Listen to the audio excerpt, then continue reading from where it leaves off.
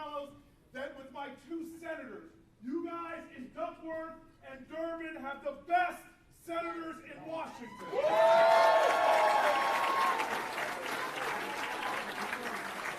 Not the baldest, but the best.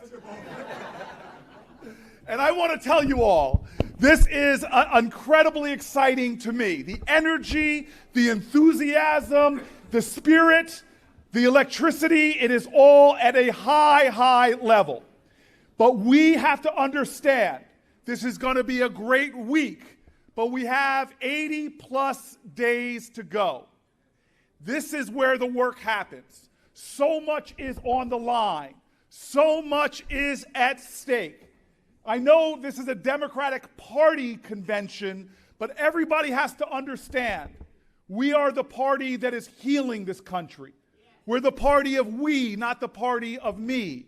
We're the party of inclusion and not exclusion. We're the party of the people because we're the party of Medicaid and Medicare and Social Security, of union rights and labor rights. We're the party of public education. We're the party of women's rights and reproductive rights. We're the party of civil rights. We are the party that believes every American has dignity and worth. This is not just a Democratic Party thing. This is an American thing. Our creed and our calling is not just for us to get along. Our creed and our calling is for us to love one another more than ever in our nation right now. That is the call. I got to know Kamala Harris years before she got to the United States Senate.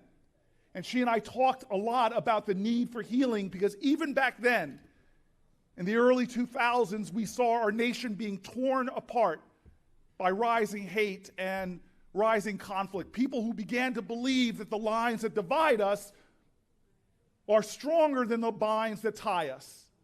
Well, that's just not true. And so I want to give you all a challenge this week. Challenge first from me, but I'm going to end with the challenge that Kamala Harris gave me. The challenge that comes directly from me is to remember how we fight is how we win. Not just when we fight, but how we fight is also how we win.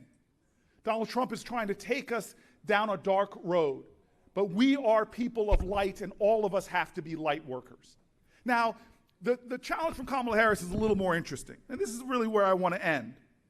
And I want to tell you, when I got invited by your party chairwoman to speak here, she is an extraordinary woman, and I want to thank her for giving me, for a little while, her daughter to work on my staff in the United States Senate. And so I think she'll remember this, but this was a very historic day in the Senate.